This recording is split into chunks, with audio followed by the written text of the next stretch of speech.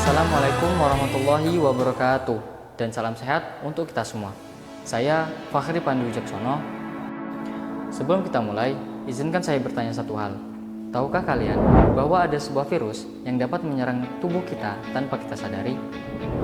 Ya, virus itu dikenal dengan Human Immunodeficiency Virus atau biasa disebut dengan HIV.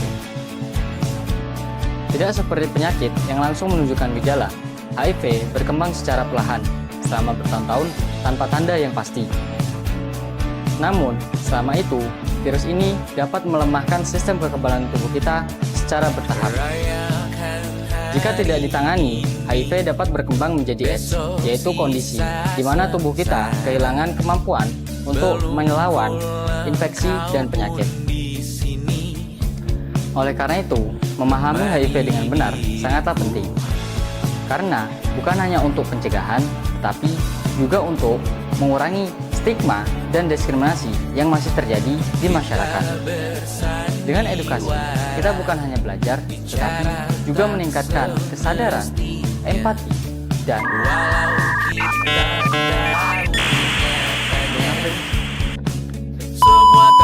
dengan edukasi, kita tidak hanya belajar, tetapi juga meningkatkan kesadaran, empati, dan jalan yang pasti untuk menuju kesehatan bersama. Mari kita mulai pembahasan.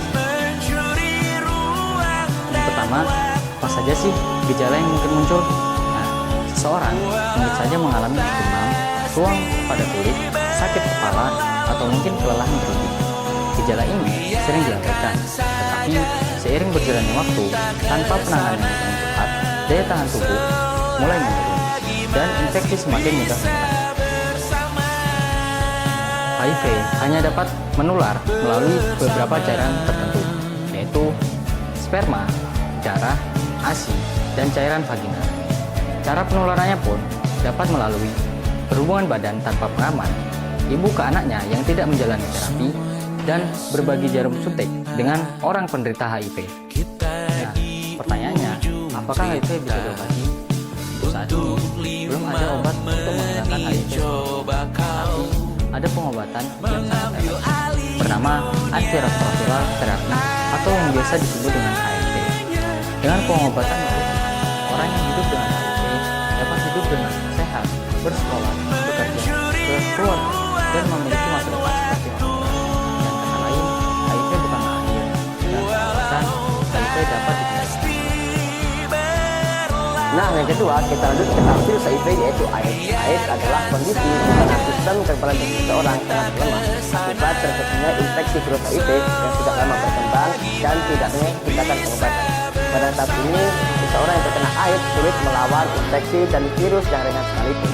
Dan biasanya seseorang yang terkena AIDS itu akan terkena penyakit seperti infeksi oportunistik, yaitu infeksi yang biasanya tidak berbahaya bagi seseorang yang sehat. Yang kedua, kanker tertentu. Yang ketiga, rasa lelah yang cukup parah, dan yang keempat, penurunan berat badan yang sangat ekstrim. Maka dengan itu, AIDS dapat dicegah apabila seseorang yang terkena HIV itu segera meminum obat HIV secara rutin. Dan yang terakhir adalah dukungan ODH. Dukungan ODH adalah upaya untuk membantu orang yang hidup dengan HIV agar sehat secara fisik, kuat secara mental, tidak merasa sendirian, terhindar dari diskriminasi dan stigma, bisa menjalani hidup dengan normal seperti orang lain. Untuk dukungan ODH, yang pertama adalah dukungan emosional dengan cara menyemangati, yang kedua dukungan sosial dengan cara menerima mereka apa adanya, yang ketiga dukungan keluarga dengan cara tidak menjauhi, yang keempat dukungan medis dengan cara mendukung mereka minum ART secara teratur, yang kelima dukungan masyarakat dengan cara memberi ruang pekerjaan atau pendidikan tanpa membedakan.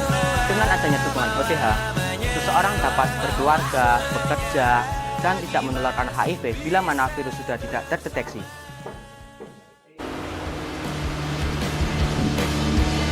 Dan yang terakhir, mari kita hapus stigma dan mulai sebarkan pengetahuan.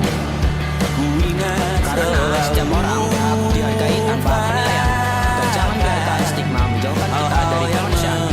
Dengarkan, pahami, dan rangkul. Karena setiap hati butuh ruang untuk diterima.